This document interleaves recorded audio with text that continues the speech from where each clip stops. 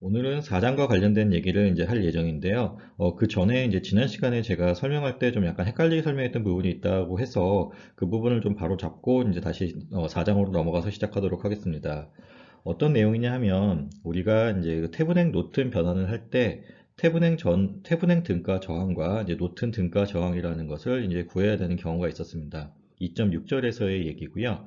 그랬을 때 이제 태분행 등가 저항과 노튼 등가 저항을 구할 때 만약에 독립전압은만 존재한다면 그 회로 내에 독립전원만 존재한다면 그 독립전원을 없애고 난 후에 이제 외부에서 내부를 들여다보는 방향으로 등가 저항을 구하면 된다라고 했었는데요.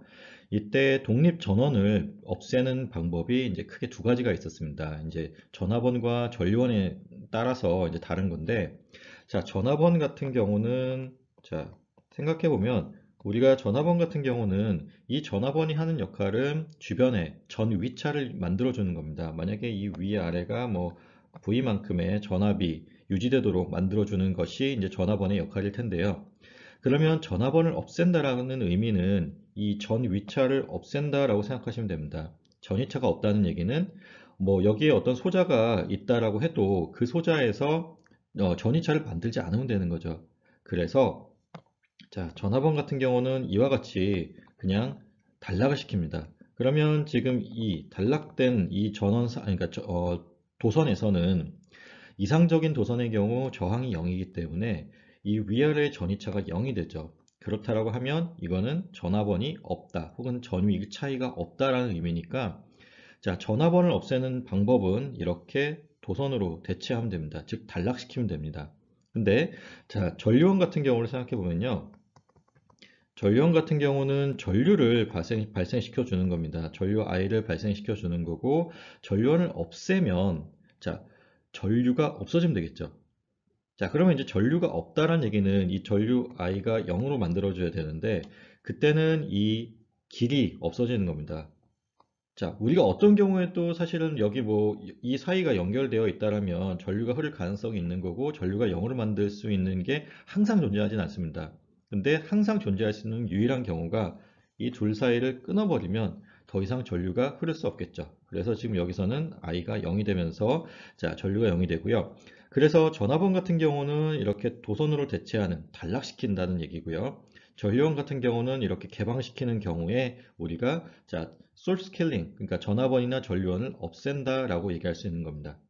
자, 이 부분 제가 지난 시간에 좀 헷갈리게 설명을 했다고 해서 다시 바로 잡으려고 이제 강의 전반에 넣었고요.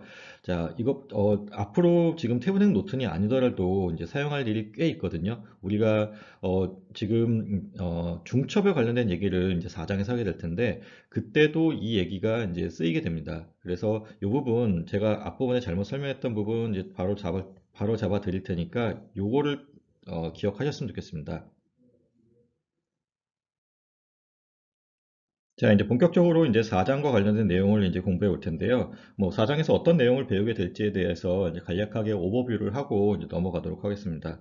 일단 우리가 배우는 거는 뭐 이 과목 자체가 이제 회로 해석이죠. 서킷 어널리시스고 뭐 그러는 과정에 있어서 회로 해석을 하는 이제 방법들에 대해서 이제 우리가 다루게 될 텐데 자, 회로 해석이라는 거는 뭐 입력이 전압이면 이제 출력으로 나오는 전류를 구한다든지 아니면 전류가 입력으로 들어왔을 때 출력으로 나오는 전압을 구한다든지 뭐 이런 거를 구하는 겁니다. 그러니까 그 구하는 과정에서 우리가 앞에서 배웠던 게 이제 몇 개 있었죠. 그게 뭐냐면 KCL과 이제 KVL이라는 것이 있었고, 그리고 이제 오음의 법칙, 그쵸? 오음의 법칙이 있었고, 그리고 이제 태분행 노튼, 2.6절에서 나오는 태분행 노튼 법칙이라는 것이 있었습니다. 자, 지금 회로 해석과 관련된 내용은 우리가 배운 게 크게 이렇게 네 가지가 있다라고 생각하시면 됩니다.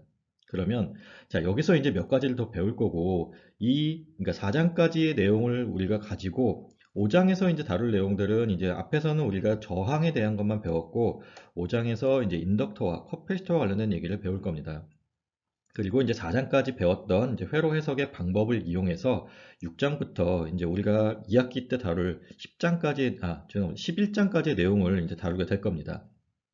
자, 그러면 첫 번째 내용을 보면, 자, 첫 번째는 이제 선형성이라는 것이고요. 뭐 비례성과 이제 가산성과 관련돼서 얘기한 건데 방금 전에 말씀드렸던 이제 중첩의 원리라는 것을 이용하기 위해서 이제 선형성이라는 게 이제 뭐 우리가 다뤄야 될 이제 주제로 들어오게 되는데 이건 어디까지나 이제 뭐 예측 가능한 시스템이라를 가정하기 위해서 이제 나타내는 것이라고 생각하면 됩니다. 뭐 이거 선형성과 관련해서는 아마 뭐 미적분학이나 공업수학 혹은 이제 그 선형대수에서 이미 다루었기 때문에 이 부분은 좀 간략하게 이제 다루고 넘어가도록 하겠습니다. 자, 4.2절이 이제 방금 전까지 말씀드렸던 이제 중첩과 관련된 얘기입니다. 이거는 이제 독립전원이 여러 개 있는 경우에 그 독립전원을 한꺼번에 놓고 계산하기가 복잡할 수 있으니까 독립전원을 하나씩만 보면서 답을 구한 후에 그 최종 결과를 더한다라는 얘기고요. 뭐 자세한 얘기는 이제 4.2절에서 더 하도록 하겠습니다. 자, 4.3절과 이제 4.5절이 자, 노드 어널리시스라는 것과 이제 메쉬 어널리시스라는 것이 있는데 결국은 뭐 KCL과 KVL을 쓰는 방법인데 그 방법에 있어서 조금 더 이제 시스테매틱하게 회로를 해석하는 방법을 이제 다루는 겁니다. 자, 메쉬라는 게 이제 룹의 하위 개념으로 있었죠. 그 어떤 패 룹이 있을 때 그 룹상에서 우리가 어떻게 회로를 해석하면 되는지 그리고 노드라는 게 이게 마디에 해당되는 거였죠. 그 각각의 마디를 놓고 우리가 마디 전압을 어떻게 구하면 될지에 대해서 이제 4.3절과 4.5절에서 이제 다루게 됩니다. 자, 그리고 이제 뭐 전화번이 포함된 회로에 대한 것, 그리고 당연히 이제 전류원이 포함된 회로에 대한 것에 대해서 다루게 되는데, 뭐 4.4절과 4.6절은 뭐 앞에서 다루었던 내용의 뭐 거의 복습의 형태로 나온다고 생각하시면 되고요. 자, 지금 여기서 4장에서 가장 중요한 얘기는 뭐 몇 가지가 있는데, 일단 중첩과 관련된 얘기를 잘 이해를 해야 되고요. 그리고 나서 노드 어널리시스, 그리고 이제 메쉬 어널리시스를 이해하는데, 결국은 노드 어널리시스나 메쉬 어널리시스나 우리가 앞에서 배웠던 KCL과 KVL을 어떻게 적용하는지에 대해서 이제 연습하는 과정이라고 생각하시면 됩니다. 그렇게 보면 사실 새로 나오는 개념은 요거 하나라고 생각하시면 됩니다. 슈퍼포지션이라고 하는 중첩의 원리이고요. 자, 그러면 이제 본격적으로 이제 수업 시작하도록 하겠습니다. 4.1절은 이제 리니어리티와 이제 프로포셔널리티에 대한 관한 내용인데요. 뭐 결국은 이제 선형성, 수학에서 많이 얘기하는 이제 선형성과 관련된 얘기를 여기서 이제 다루게 됩니다. 뭐 선형성을 다루는 이유는 우리가 이제 회로를 해석함에 있어서 모든 회로 소자가 이제 비선형 소자가 아니라 이제 선형 소자인 회로들을 다룬다라는 개념이기 때문에 이제 선형성과 관련된 얘기가 나오는 건데요. 이번 학기 아마 선형대수 수업을 이제 남윤호 교수님께 듣는 학생들이 많기 때문에 이미 많이 들어봤을 텐데 그래도 이제 책에 있는 내용이니까 좀 간략하게 한번 다뤄보도록 하겠습니다. 자, 선형성이라고 하면 선형성은 뭐 이제 뒤에 다시 나오겠지만 자, 비례성과 가산성을 가지는 요 두 개의 이제 성질이 합해진 것을 이제 선형성이라고 하면 됩니다. 자, 비례성이라는 것은 자, 기본적으로는 이제 입력이 있고 어떤 시스템을 거쳐서 출력이 나온다고 했을 때, 자, 입력에 우리가 A배라고 하는 스케일링 팩터, 자, A라고 하는 스케일링 팩터를 곱해주게 되면, 자, 같은 시스템을 거쳐서, 선형 시스템을 거쳐서 나오는 출력도, 자, A배가 된다는 얘기죠. 그리고요, 자, 어떤 시스템의 입력으로 들어가는 게 AX1 더하기 BX2라고 하는 이제 입력이 들어간다라고 하면, 이때 출력으로 나오는 것이 A의 Y1 더하기 B의 Y2의 결과가 나오는 것을 우리가 이 관계식을 만족하는 것을 우리가 선형성을 만족한다 혹은 선형성을 가진다 라고 얘기를 하게 됩니다. 그리고 일단 기본적으로 선형성이라는 것이 여기 보이는 이런 이 그래프처럼 입력과 출력 간의 관계가 서로 이렇게 직선의 형태, 즉 이제 선형에 근거하게 되면 된다라고 생각하시면 됩니다. 그래서 자 V q IR이라고 하는 이 입력을 I로 전류 I로 봤을 때 출력이 이제 V가 되는 거고요. 자 그래서 입력과 출력 간의 관계를 이렇게 그래프로 그렸을 때 자, 요 R 값에 따라서 요 기울기는 달라지지만 어쨌든 그래프의 형태는 이제 직선의 형태를 띠게 되겠죠. 이런 회로를 일단 우리가 선형 회로 그리고 여기 보면은 이제 선형 방정식이라고 이제 얘기를 하게 됩니다. 자, 그래서 자, 지금 이제 방금 이제 보여드렸던 것처럼 자, 이런 y equal kx라고 하는 것이 이제 뭐 리니어 이퀘이션, 그러니까 선형 방정식이 되는 거고요. 여기서 뭐 x와 y가 이제 어떤 독립 변수를 뜻하게 되고 k라고 하는 게 지금 이제 상수, 그러니까 비례 상수를 뜻하게 되죠. 그리고 이제 지금 여기 써 있는 이게 일반적인 이제 뭐 선형 방정식의 형태다라는 얘기를 하고 있고요. 자, 가산성과 관련된, 비례성과 관련된 얘기인데요. 지금 방금 전에 이제 설명드렸던 내용의 다시 복습입니다. 지금 y equal kx라고 하는 그, 지금 이게 관계식입니다. 그러니까 함수식이 주어지고요. 입력 x가 들어갔을 때, 이게 뜻하는 의미는 입력 x가 들어갔을 때 출력이 kx가 된다는 얘기고요. 그러면, 자, 입력이 여기 대문자 k배만큼 커진 겁니다. 그렇게 되면 출력도 대문자 k배만큼 커져야 된다라는 얘기입니다. 자, 마찬가지로 지금 보시면 입력이 입력에 x가 들어갔는데 그것에 대한 미분의 k배를 곱한 게 출력 y입니다. 그러면 자, 입력 x 대신에 kx를 넣게 되면 뭐 그것의 미분의 뭐 어떤 k배를 곱하는 형태더라도 자, 그냥 출력은 단순하게 대문자 k배만큼 곱한 형태가 되더라. 그리고 마찬가지로 적분도 마찬가지로 선형성을 만족합니다. 그래서 지금 보시면 자, 여기 xt라고 하는 게 지금 입력인 거고요. 그것에 대한 적분의 k배만큼 곱한 게 출력 y인 겁니다. 근데 우리가 입력을 x 대신에 kx, k배만큼 여기 대문자 k배만큼 이제 입력을 더 스케일링을 해서 넣어주게 되면 자, 뭐 적분이 들어갔고 뭐 k가 곱해졌더라도 그냥 출력은 그 대문자 k배만큼 커지게 된다라는 얘기죠. 이런 거를 우리가 proportionality라고 얘기를 하고요. 이런 상황, 그러니까 이것과 비례성과 이제 가산성이 더해져서 결국은 이제 선형성이 되는 겁니다. 그래서 자, 뭐 이거를 이제 풀어쓰게 되면 이 비례성이라는 걸 풀어쓰게 되면요. 자, 원인과 결과 사이에 지금 선형 관계를 나타내는 소자의 성질. 그리고 자, 선형성은 뭐 여기 써 있는 것처럼 비례성과 가산성의 결합이다. 자, 그래서 이제 비례성은 자, 입력에 상수를 곱하면 출력에도 같은 상수가 곱해져야 한다.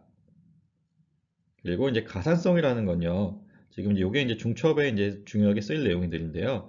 자, 입력들의 합에 대한 응답이 자, 어떤 입력들의 합에 대한 응답이 각각 분리된 입력들에 대한 응답의 합이 되어야 된다라는 것이고요. 그러니까 이걸 다시 설명하면 이렇게 됩니다.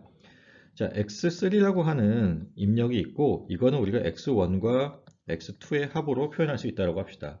그리고 자, y라는 어떤 시스템이 결국은 뭐 kx라는 입력 x가 들어갔을 때 k배를 해서 이제 y라는 출력을 만들어 준다라고 하게 되면 자, x3의 입력이 들어갔을 때 y3가 나와야 되는 거고요. 지금 x3를 우리가 x1 더하기 x2의 합으로 보게 된다라고 하면 결국은 y3는 y1과 y2의 합으로 볼 수 있다라는 것이 지금 여기 마지막에 쓰여져 있는 이 가산성과 관련된 얘기입니다. 자, 지금의 내용들 뭐 개념적으로는 아마 많이 들어봤을 거고 이렇게 크게 어려울 것 같지 않은데 요 정의에 입각한 얘기를 좀 잘 기억했으면 좋겠습니다. 뭐 가산성과 관련해서는 이런 특징들이 있다. 그리고 비례성과 관련돼서는 이런 뭐 특징들을 가진다라는 것만 개념적으로 잘 이해하고 있으면 좋을 것 같습니다. 그러면 이제 앞에서 배웠던 이제 선형성이 우리가 지금 이제 관심이 있는 회로 해석과 이제 어떻게 연관이 되는지에 대해서 이제 이번 슬라이드에서 설명을 할 텐데요. 자, 그러면 이제 선형 회로라는 것이 무엇인지에 대해서 이제 좀 잘 알아야겠죠. 자, 선형 회로라는 것의 정의는 이렇게 됩니다. 자, 어떤 것들을 그러니까 반드시 어떤 것만 포함한 회로인 건데, 자, 선형 소자와 독립 전원을 포함한 회로를 우리가 선형 회로라고 한다라는 것이 이제 정의이고요. 뭐 지금 이제 뭐 한글로 쓴 건 이렇습니다. 입력과 출력이 선형 또는 이제 정비례 관계에 있는 회로를 또 선형 회로라고 한다라고 이제 뭐 제가 인터넷에 찾은 글에 이제 정의가 되어 있더라고요. 자, 그러면 이거를 우리가 이제 수학적으로 어떻게 표현하는지에 대해서 이제 보는 건데요.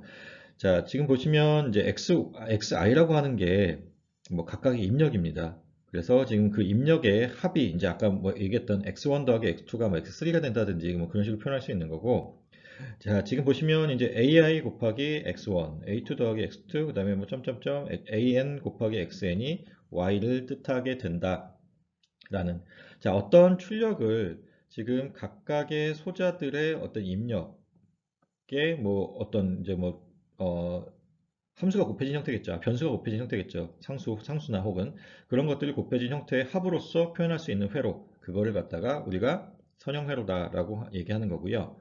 그리고 자, 가산성에 의해서 혹은 비례성에 의해서 자, 지금 보시면 이제 입력이 k배만큼 스케일링 되었을 때 전체 출력도 k배만큼 스케일링 된다라는 얘기입니다. 왜냐하면 이제 선형 회로이기 때문에 그렇다는 얘기죠.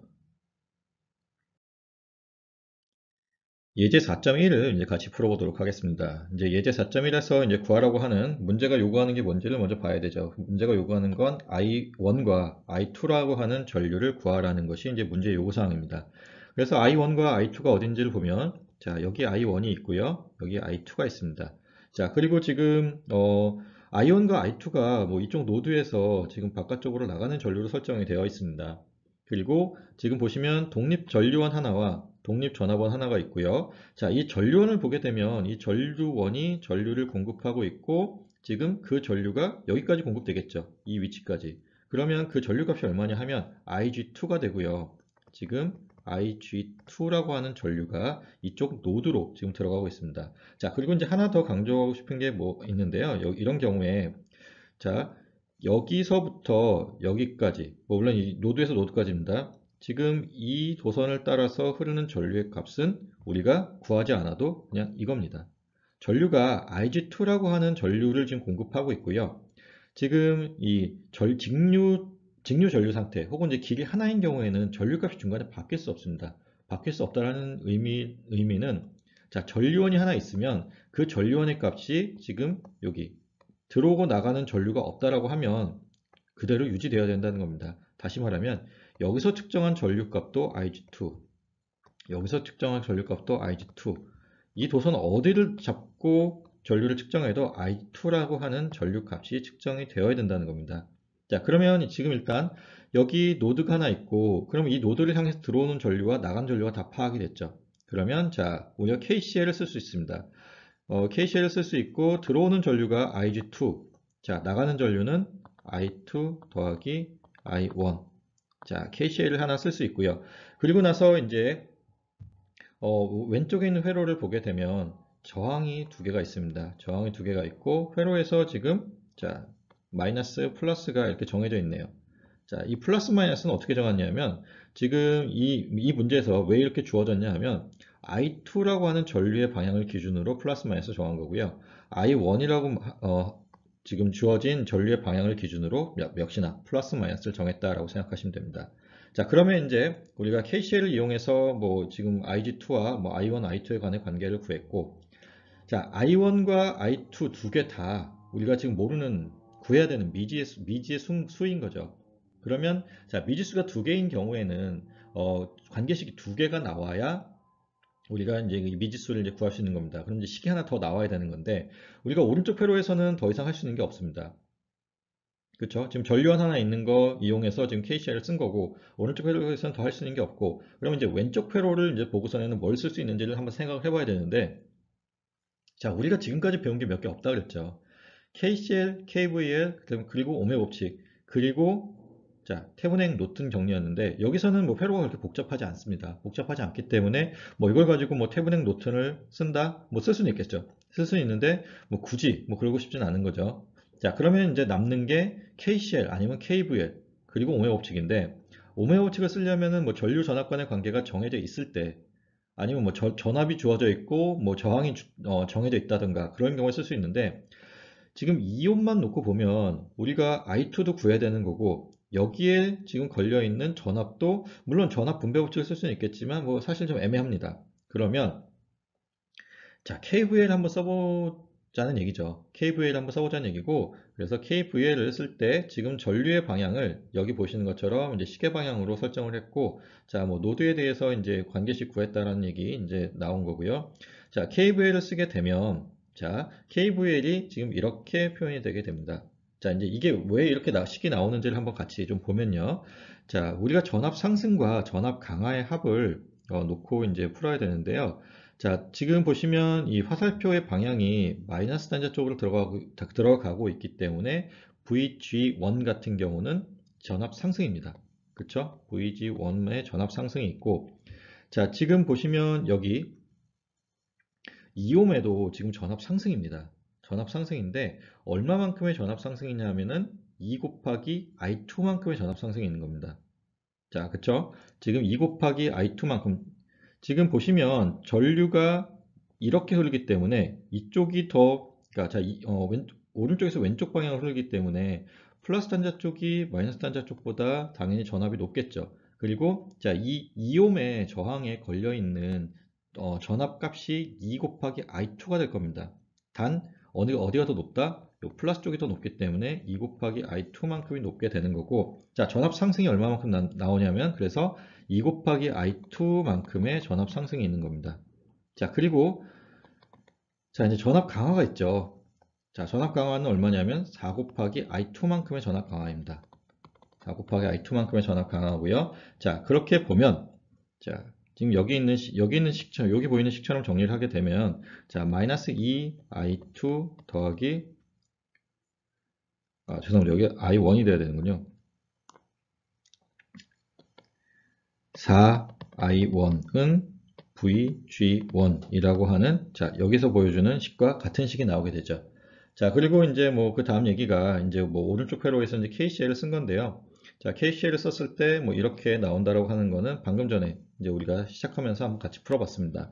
자, 그러면 일단 이렇게 두 개의 식이 나와 있고 우리가 모르는 미지수가 두 개니까 이 두 개의 방정식을 연립하게 되면 우리가 문제를 풀 수 있겠죠. 그래서 자, I1이라고 하는 것은 지금 6분의 1 VG1 더하기 3분의 1 IG2라고 이제 쓸 수 있고, Y2라고 하는 것은 여기 보이는 것처럼 이렇게 구할 수 있다라는 것입니다.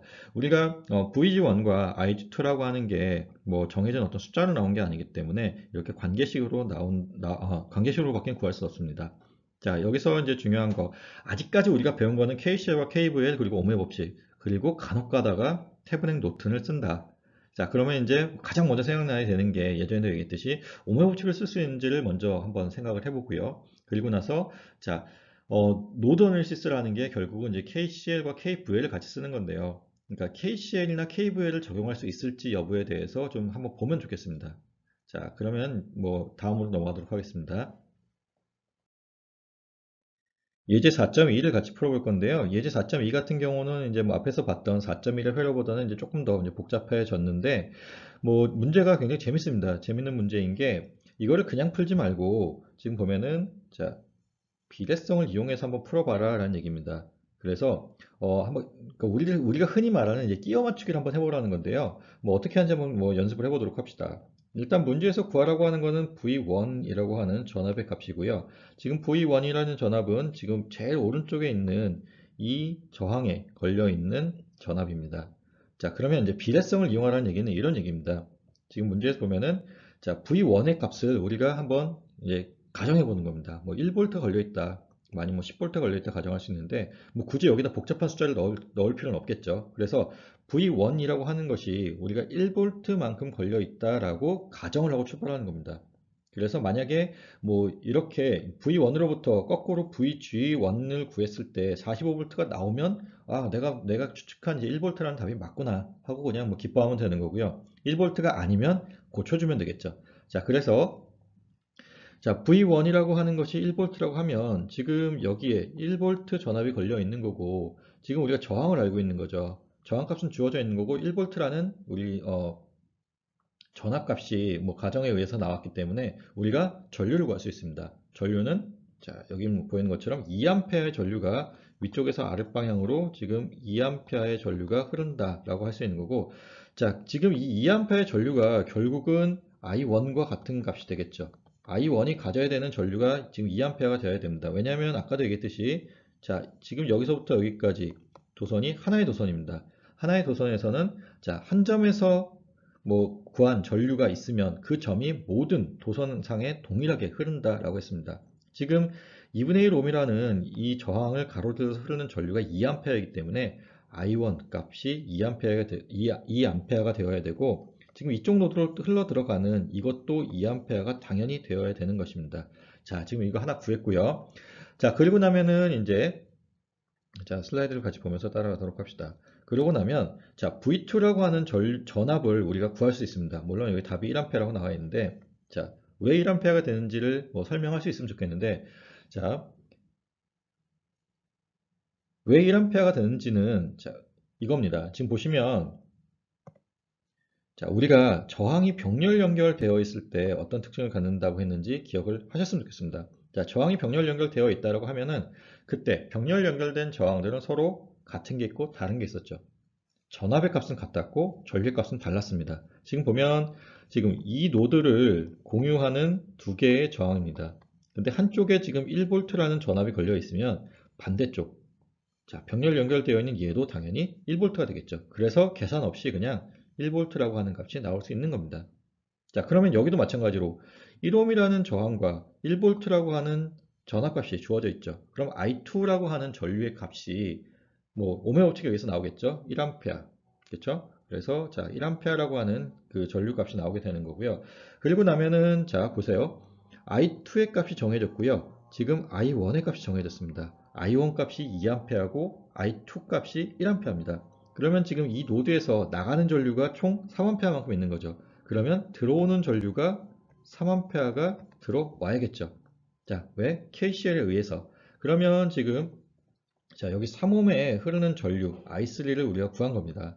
I3가 그런 이유로 이제 3A가 되는 거고, 자, 그러면 우리가 이번에는 전류의 값과 저항의 값을 알고 있기 때문에 V3라고 하는 지금 전압 값을 구할 수 있죠. 자, 오음의 법칙을 이용해서요. 그래서 자, 9V라고 하는 답이 나오겠죠. 그래서 지금 V3는 이제 9V가 됩니다. 자, 그럼 V3까지 구했고요. 자, I3 우리가 지금 3A 구했고, 그리고 나서 이제 다음 이제 뭐 V4로 넘어가 봅시다. 자, V4라고 하는 것은 지금 보시면 자, KCL을 쓸 수 있죠. 아니, KVL을 쓸 수 있는 거고 지금 이런 식으로 KVL을 쓴다고 했을 때 자, V4라고 하는 것이 지금 전압 상승이죠.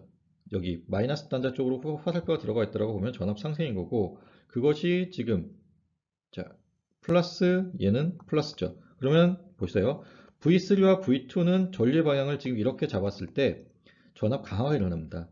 V3 더하기 V2가 결국은 V4가 되는 이유가 자, KVL을 써서 그런 겁니다. 우리가 지금 V2와 V4를 이제 구했었죠. V2 같은 경우는 1V, 그다음에 V3 같은 경우는 9V. 그래서 지금 10V의 전압이 V4에 걸려 있게 됩니다. 자, 10V의 전압을 우리가 구했고 지금 5ohm이라고 하는 저항의 값이 주어져 있습니다. 그러면 여기에 흐르는 전류 값을 구할 수 있죠. 그래서 I4가 자, 2A가 되겠죠. I4가 2A가 되고요. 자, 지금 보면은 이쪽 노드를 봤을 때, 여기 노드를 봤을 때 우리가 I3와 I4를 구했습니다. 지금 I3가 지금 아까 얘기했던 게 3A, I4가 지금 2A죠. 그러면 I5가 이 방향으로 들어가고 있기 때문에 지금 i5는 i3 더하기 i4로 풀 수 있죠. 그래서 자, KCL에 의해서 자, 여기 노드에서 구한 KCL에 의해서 i5는 5A가 되게 됩니다. 자, 그럼 5A 전류가 주어졌고요. 그리고 지금 1ohm이라는 저항값이 주어졌으니까 V5라고 하는 전압의 값은 5V가 되겠죠. 오음의 법칙에 의해서. 자, 그래서 자, 5V가 주어졌고요.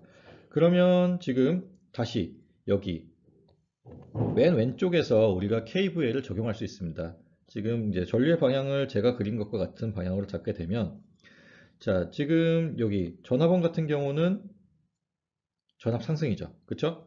마이너스 단자 쪽으로 들어가고 있으니까요. VG1은 자, 얘는 전압 강화, 얘도 전압 강화입니다.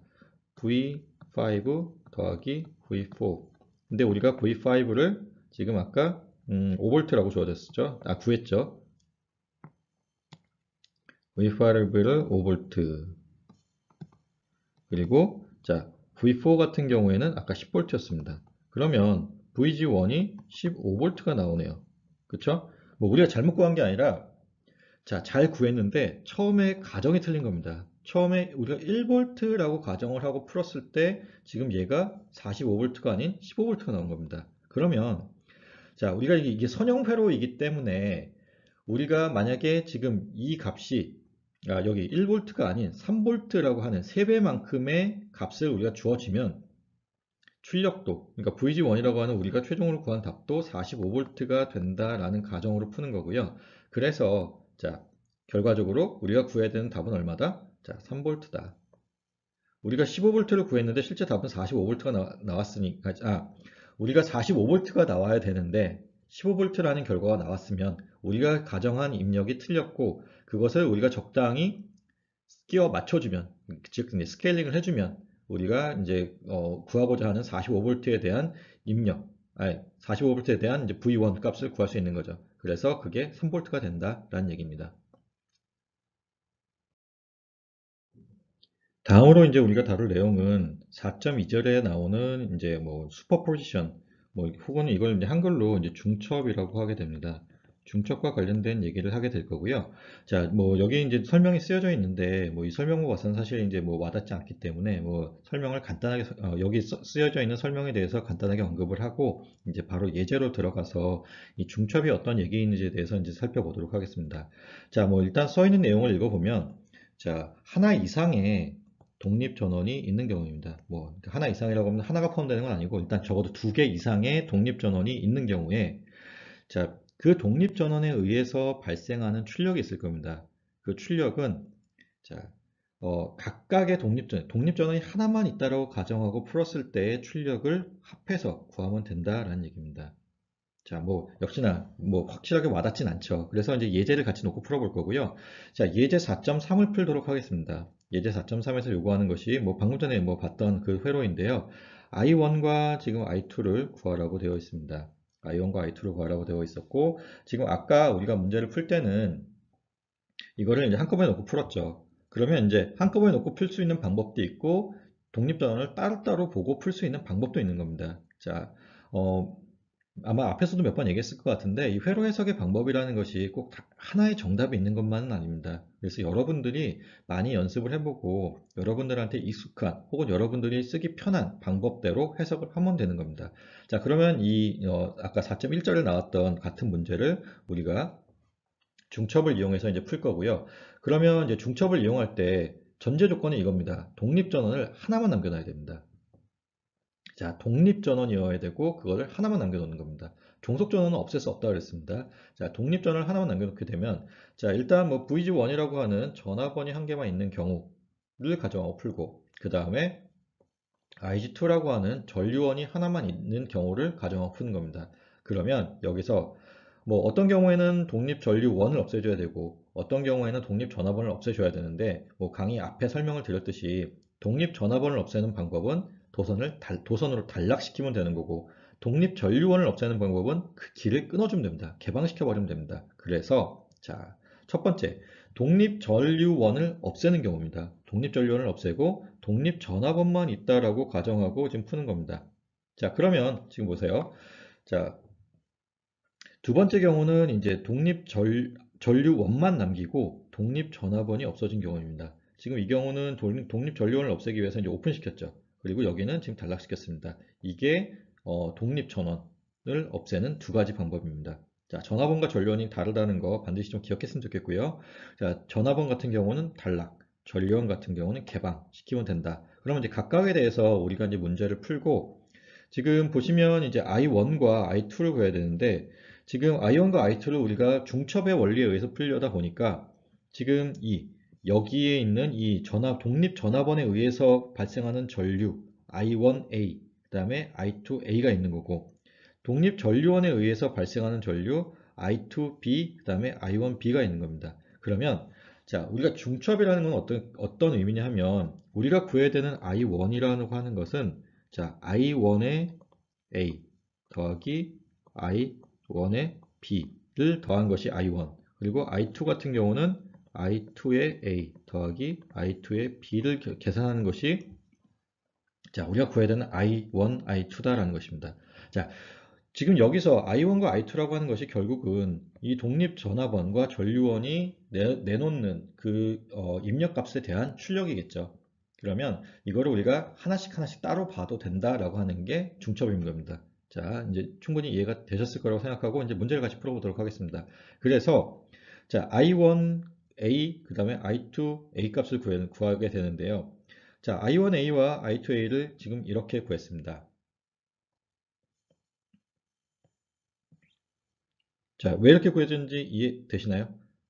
자, 보면은 지금 이쪽을 개방시켰기 때문에 이 부분에는 전류가 흐르지 않습니다. 그러면 여기는 룹이 하나인 겁니다. 그쵸? 룹이 하나인 거고요. 자, I1A라고 하는 것이 플러스의 방향으로 지금 가정을 하게 되면 지금 그러니까 I1 지금 여기에 이제 전류 I가 흐르고 있는 건데요. 뭐 I라는 전류가 흐르고 있는 건데 그 I라는 전류를 우리가 구하게 되면 그냥 단순하게 I라는 전류를 구하게 되면 오음의 법칙을 이용해서 구하면 되죠. 자, 지금 이쪽에 회로가 없어졌기 때문에 룹이 하나인 겁니다. 하나의 룹이고 그래서 2옴과 4옴은 서로 직렬 연결이죠. 자, 그러면 자, 직렬 연결이면 우리가 그냥 전체 저항을 6옴으로 볼 수 있고요. 단순 합으로서. 그리고 자, VG1이라고 하는 전압에 걸려 있기 때문에 자, I라고 하는 전류는 6분의 VG1 값이 됩니다. 자, 지금 전류의 방향을 이렇게 잡은 이유는 이쪽이 플러스이기 때문에 그냥 그렇게 잡았고요. 자, 그렇게 되면은 지금 I1A라고 하는 것은 지금 제가 방금 구한 I라는 값과 방향도 같고 크기도 같겠죠. 그래서 I1A라고 하는 것은 6분의 VG1이 되는 거고요. I2A라고 하는 것은 지금 보면은 자, I라고 하는 방금 전에 구한 전류와 자, 값은 같을 텐데 방향이 달라서 부호가 다를 겁니다. 그래서 마이너스 6분의 VG1이 됩니다. 자, 그리고 두 번째. 여기서 이제 값을 구해야 되는 거죠. 여기서 값을 구해야 되는데 지금 보시면 IG2라고 하는 전류가 이렇게 공급이 되고 그것이 나눠지는 거죠. 지금 이쪽과 이쪽으로 나눠지는데 지금 이 상태에서는 2옴과 4옴이 서로 병렬 연결입니다. 자, 지금 위쪽과 아래쪽에 서로 마주보는 노드가 있고 지금 이 A라는 노드에서 B라는 노드로 갈 수 있는 길이 총 두 가지가 있는 거죠. 이런 경우에 우리가 병렬 연결로 본다고 했습니다. 그래서 자, 병렬 연결이고 우리가 병렬 연결일 때는 전류가 어떤 특징을 갖는다라고 이제 기억을 하면 좋겠는데 자, 병렬 연결일 때는 같은 거는 전압이 같았고 다른 거는 전류는 달랐습니다. 그리고 그 전류는 역수에 비례해서 나눠진다는 거였습니다. 지금 자 1대 2의 비이기 때문에 전류는 2대 1의 비로 나눠지게 되겠죠. 그래서 자 I2B라고 하는 것이 지금 3분의 2 IG2 자, 그러니까 3분의 2 IG2 그다음에 지금 여기 있는 I1B라고 하는 것이 3분의 1 곱하기 IG1의 값을 갖게 됩니다. 자, 그래서 지금 I1이라고 하는 것은 I1A 더하기 I1B를 계산하면 되는 거고요. 그 다음에 I2라는 것은 I2A 더하기 I2B를 계산하면 됩니다. 아, 지금 여기 부호가 틀렸네요. 이게 부호가 플러스여야 됩니다. 자, 마이너스가 아니라 플러스여야 되고요. 그래서 지금 보시면 6분의 VG1 그쵸? 더하기 여기서 구한 3분의 IG2를 구해서 I1을 구하게 되고요. I2라고 하는 것은 자 여기 있는 마이너스 6분의 VG1 더하기 자 여기서 구한 3분의 2 IG2를 더해서 최종 결과 I2와 I1을 구할 수 있다. 자 이게 이제 중첩에 대한 얘기고요. 그래서 중첩은 다시 강조하면 자 독립전류원이나 전압원이 그러니까 즉 독립전원이 여러 개 있는 경우에 그 여러 개 있는 경우에 하나만 남겨놓고 우리가 구하고자 하는 출력을 구하고 그리고 그 다음 거를 또 구하고 그런 식으로 여러 개의 독립전원에 대해서 이제 각각에 해당하는 출력을 구한 후에 그거를 최종적으로 하나로 합치면 그게 우리가 구하고자 하는 값과 동일하다. 근데 뭐 꼭 중첩이라는 거를 꼭 중첩으로 풀어야 되는 건 아니고 그냥 여러분들이 뭐 KCL과 KV를 이용한 뭐 방법으로 풀어도 된다.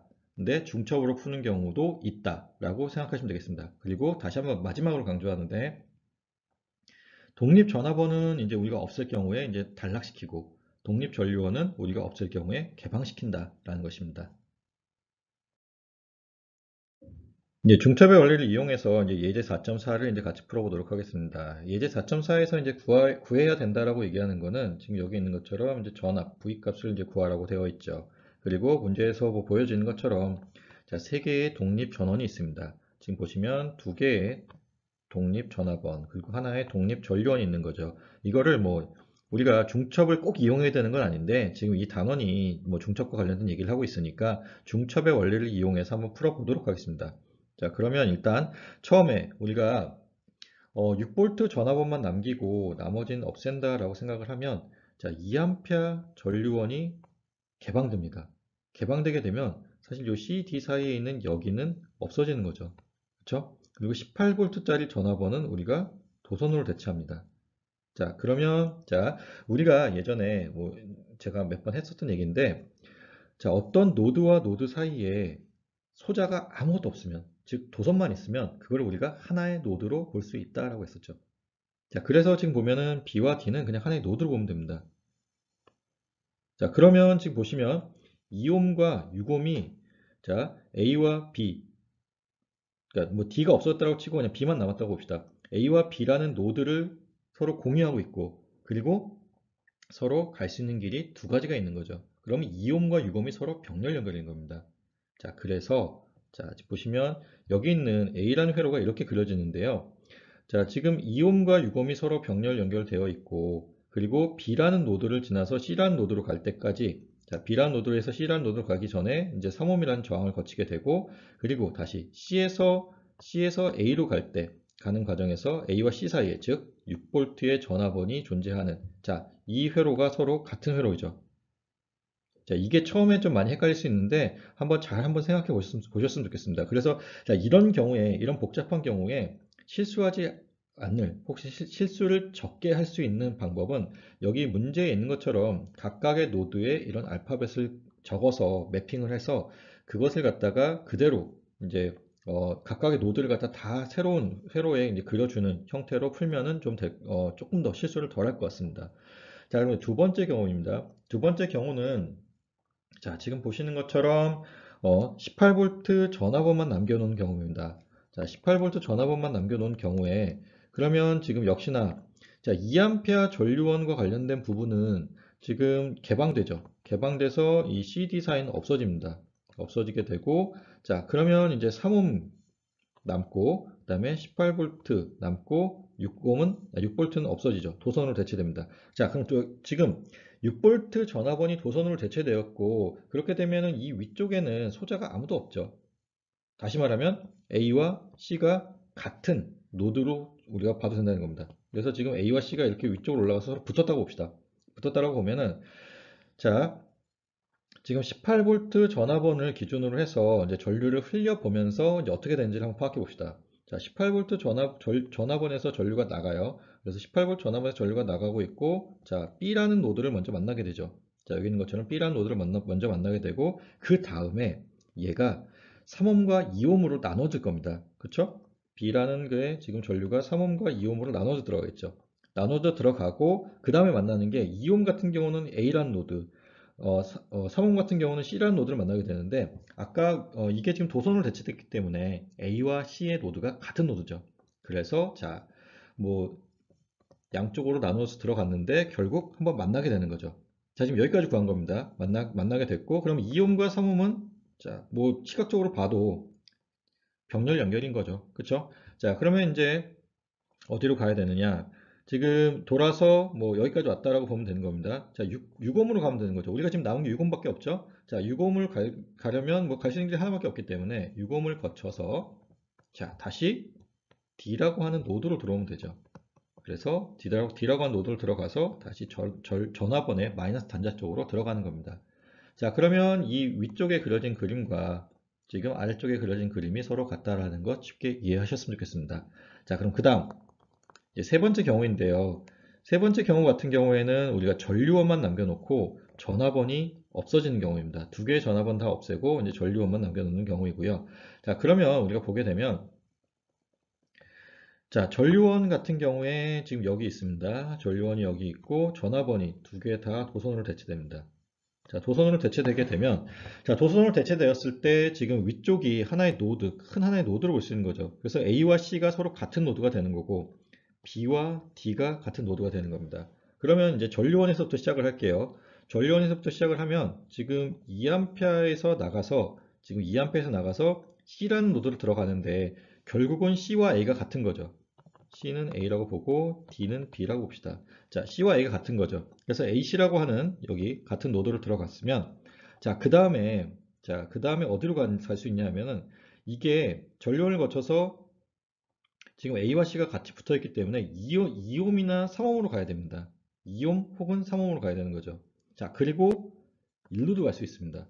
자, 2옴, 3옴, 6옴으로 갈 수 있네요. 그렇죠?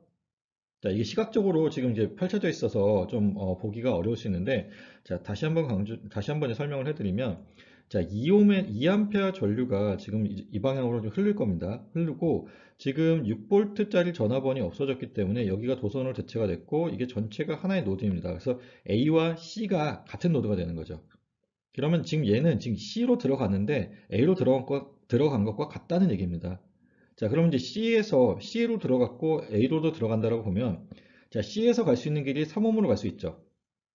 A에서 갈 수 있는 길이 2옴으로 갈 수 있고 6옴으로 갈 수 있습니다. 그러면 총 3개의 길이 동시에 있는 거죠. 그렇죠? 자, 총 3개의 길이 동시에 있다는 거 이해하시겠어요? 그래서 지금 보면은, 자, AC라고 하는 이 노드를 들어갔고 2옴, 3옴, 6옴으로 갈 수 있다는 겁니다. 자, 그러면 이제 2옴, 3옴, 6옴을 거쳤을 때, 자, 3옴을 거쳐서 지금 이 경우에는 B로 왔고, 2옴을 거쳐서 여기 B로 왔고, 6옴을 거쳐서는 D로 왔습니다. 근데 결과적으로 B와 D가 같은 노드죠. 그러면 자, 아래쪽에 이렇게 돼서 병렬 연결 형태로 그려진다는 겁니다. 사실 이 C가 좀 보기가 좀 어려울 수 있을 것 같습니다. 처음 보는 사람들한테는 좀 많이 어려울 수 있는데, 제가 지금 방금 전에 알려드린 것처럼 전압원 혹은 전류원을 시작점으로 해서 전류가 흐른다라고 가정을 하고 그 길을 그대로 만들 수 있는 회로를 그려주면 됩니다. 자, 아시겠죠? 자, 그럼 이제 우리 문제를 풀어보도록 하겠습니다. 자, A 같은 경우에는 우리가 6V짜리 전압원만 남아있는 경우고요. 자, 그 경우에 우리가 문제를 어떻게 풀 수 있냐 하면, 자, 지금 여기 뭐 저항이 이제 병렬 연결되어 있다는 것이고요.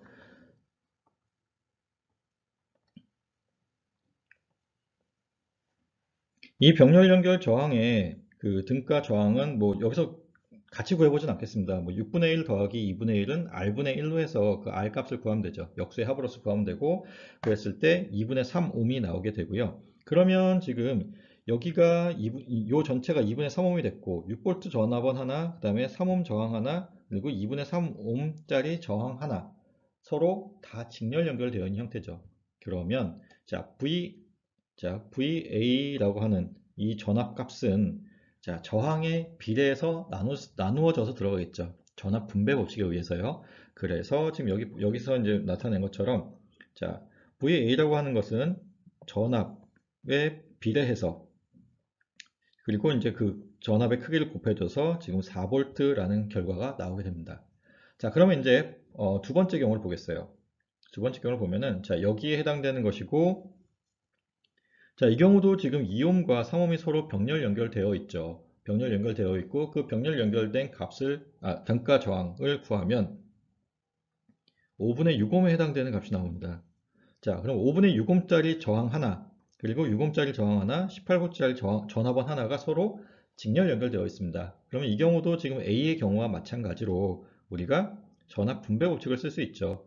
그리고 우리가 구해야 되는 게 지금 여기에 걸려있는 전압인데, 병렬 연결되어 있을 때는 이 노드 사이에 걸려있는 전압이 동일하게 여기도 걸리고 여기도 걸리기 때문에 합성 저항을 이용해서 구해도 상관없습니다.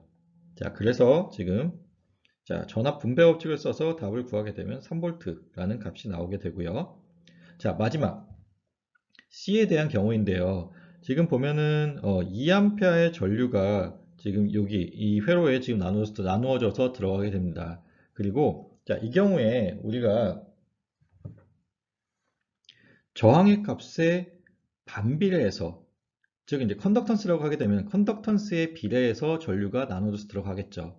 그래서 자, 이거를 하나로 보게 되고, 1옴이라고 지금 등가정을 구할 수 있는 거고요. 등가정 1옴을 구했을 때 이 전체 얘에 걸리는 전압도 얘에 걸리는 전압도 얘에 걸리는 전압도 같을 거고, 이거를 전체로 봐서 구할 수 있는 전압도 같습니다. 자, 전류원이 지금 그러니까 컨덕턴스의 비례해서 나눠서 들어간다라고 볼 수도 있는 거고, 지금 여기서 보는 것처럼, 자, 하나의 합성 저항을 구한 후에 그 합성 저항에 걸리는 전압을 구하고, 그것이 각각의 저항에 걸리는 전압과 같다라고 놓고 풀 수도 있는 거죠. 그러면 2A의 전류가 흐르고 있고 1옴의 합성 저항이 있으니까 전체 2V의 전압이 위쪽에서 아래쪽으로 걸리게 됩니다. 자, 전류가 위쪽에서 아래쪽으로 공급되게 되는 거죠. 그러면 지금 플러스가 위쪽, 아래쪽이 마이너스인 2V가 걸리게 되는 거고요. 근데 지금 문제에서 보시면 마이너스가 위쪽, 플러스가 아래쪽입니다.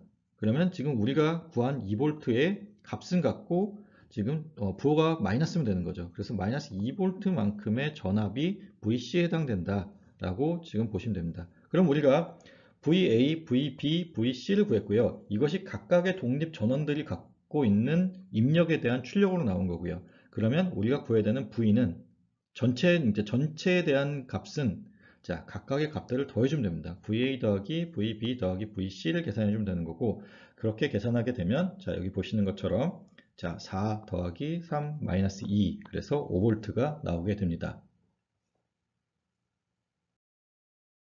예제 4.5를 풀어보도록 하겠습니다. 예제 4.5에서 요구하는 거는 이제 전압 V와 지금 전력을 구하라고 되어 있고요. 지금 3옴 저항에 걸려 있는 전압과 이제 전력을 구하라고 되어 있네요. 그래서 지금 문제에서 보시면 지금 여기를 지금 구하라고 되어 있는 것이고요. 자, 문제를 한번 파악해 보면 이 문제에서 요구하는 거가 자, 12V 전압원, 독립 전압원 하나, 그 다음에 지금 6A 전류원이 하나 있는 거는 뭐 앞에서 했던 것과 뭐 비슷합니다. 근데 지금 문제에서 자, 이 I1이라고 하는 종속 전압원이 하나 있습니다. 이제 얘를 어떻게 처리할 건지를 갖다가 이렇게 중첩으로 풀 때 얘를 어떻게 처리할 건지를 확인하는 문제입니다. 자, 그러면 이제 우리가 이제 처음에 배웠던 내용으로 들어가서 자, 독립 전압원이 혹은 독립 전류원, 즉 독립 전원이 여러 개 있는 경우에 그때 독립 전원을 한 개만 남기고 나머지는 없앤 후에 풀고 나중에 최종 결과를 합쳐준다라고 했었죠. 자, 독립 전원만 없앨 수 있다는 얘기입니다. 종속 전원은 없애시면 안 돼요. 자, 이거 조심하셔야 돼요. 이제 나중에 이제 뭐 중첩을 이용해서 문제를 푸는 뭐 시험을 보던 아니면 숙제 과제를 하던 뭐 그런 경우가 자주 있는데요. 그때 종속 전원도 가끔 없애는 분들이 있는데 종속 전원은 없애면 안 됩니다. 아시겠죠? 자, 그러면 이제 문제를 이제 구체적으로 풀어 볼 텐데요. 자, 6A 전류원이 없고 12V 전압원만 있는 경우입니다. 그럴 때 지금 이렇게 풀 수 있죠. 자, 12V 전압원은 남아 있는데 6A 전류원이 없어졌습니다. 그래서 자, 하나의 루프의 형태로 지금 회로가 그려졌죠. 그래서 지금 12V, 그다음에 지금 2i1, 그다음에 1옴, 그리고 3옴 저항이 다 직렬 연결되어 있는 회로입니다. 자, 그 다음에는 이제 6A 전류원만 남기고 자, 지금 여기 있는 12V 전압원은 없어졌습니다. 그러면 지금 왼쪽 오른쪽에 지금 두 개의 루프의 회로가 남게 되죠. 자, 요거는 이제 잠시 후에 이제 보도록 하겠습니다. 자, 그러면 자, 이제 첫 번째 A에 있는 이 회로를 이제 분석을 해볼 거고요. A의 회로에 같은 경우에 지금 보면은 자, KVL을 이제 쓰고 싶은 생각이 좀 들었으면 좋겠습니다. 지금 하나의 루비니까 여기서 KCL을 쓰기는 좀 어렵죠. 그렇죠? KCL을 쓸 이유가 없죠. 왜냐하면 전류의 값은 동일하기 때문에. 자, 직렬 연결 회로에서는 전류는 항상 동일한 전류가 흐른다고 했습니다. 그럼 KCL이 아닌 KVL이 사용되면 되겠죠. 자, 그러면 지금 이 I1이라고 하는 전류의 방향을 우리가 놓고 시계 방향으로, 그러니까 즉 전류가 흐른다라고 봤을 때, 자, 화살표의 방향이 마이너스로 들어가기 때문에 수동부호 규정을 만족하지 않는 자, 전압 상승인 거죠. 자, 12V만큼의 전압 상승이 있고, 자, 지금 보시면 VA라고 하는 것이 즉, 지금 화살표가 플러스 방향으로 들어가죠. 그러니까 전압 강화가 있는 거죠. VA만큼의 전압 강화, 그리고 여기도 플러스 방향으로 들어가기 때문에 이 I1이라고 하는 것만큼의 전압 강화. 그리고 여기도 쓰여져 있진 않지만 그냥 전류의 흐름 방향을 그대로 고려해서 보면 자, I1A 곱하기 1입니다. 네, 1이 생략되어서 이렇게 쓰여진 거고요. 지금 이만큼의 전압 강화가 또 있기 때문에 이렇게 세 개가 더해진 것이 이것과 같다라고 놓고 풀면 되겠죠. 그래서 이제 이거를 다시 정리를 하면 자, VA라고 하는 것은 자, 지금 보면은 VA라고 하는 것이 있고 I1A라고 하는 것이 있는데 지금 미지수가 두 개예요. 미지수가 두 개이면 식이 두 개가 나와야 되죠. 근데 지금 아무리 봐도 식이 더 하나가 나올 게 없다. 이런 경우에는 어떻게 생각하면 좋냐면 자, 오음의 법칙을 한번 떠올리면 좋다라고 했습니다. 자, 우리가 지금 3옴과 VA라고 하는 전압값을 알고 있으니까 전류의 값을 알 수 있죠. 근데 지금 아까 얘기했듯이 I1A라고 하는 전류가 이 회로의 모든 소자에 다 흐르는 전류입니다. 왜냐하면 직렬 연결이기 때문에. 그래서 3옴의 저항에 흐르는 전류도 I1A가 됩니다. 그래서 I1A라고 하는 것은 자, 3분의 VA가 되겠죠. 그래서 자, 그거를 우리가 이제 다시 쓰게 되면 VA라고 하는 것은 3IA가 되고, 자, 그래서 VA 대신에 3I1이라는 것을 넣었습니다. 그렇게 되면 이제 미지수가 하나인 거죠. 그래서 이제 이거를 답을 구하게 되면 우리가 I1A라고 하는 것은 2A다라고 나오게 됩니다. 자, 아시겠죠? 자, 그 다음에 이제 두 번째 경우를 보겠습니다. 자, 두 번째 경우에는 우리가 자, 이런 회로가 있는 경우에는 우리가 뭐 KVL을 써도 되는데 KCL을 한번 좀 생각해 봤으면 좋을 것 같습니다. KCL도 쓸 수 있으니까요. 그래서 지금 보시면 이 위쪽 노드를 놓고 보면 I1B라고 하는 전류가 들어오고 있고, 자, 오른쪽에서는 6A라고 하는 전류가 들어가고 있는 거죠. 그리고 자, 그만큼의 전류가 밖으로 나가야겠죠. 나가야 되기 때문에 그 전류의 크기가, 죄송합니다. 여기 이제 답이 VA를 구하게 되면 자, I1A가 2A였기 때문에 자, 3옴을 곱해서 지금 6V가 나오게 된다는 것이고요. 자, 다시 이제 B로 넘어가서요. 자, 지금 위에서 아래로 내려가는 전류가 I1B 더하기 6A가 됩니다. 지금 여기 쓰여져 있는 것처럼 I1B 더하기 6A가 되는 이유가 지금 여기 이 노드에서의 KCL을 써서 그렇고요. 그러면 이제 이거를 놓고 우리가 다시 KVL을 적용시켜 보겠습니다. KVL을 이제 왼쪽 회로에서 적용을 시켜 볼 거고요.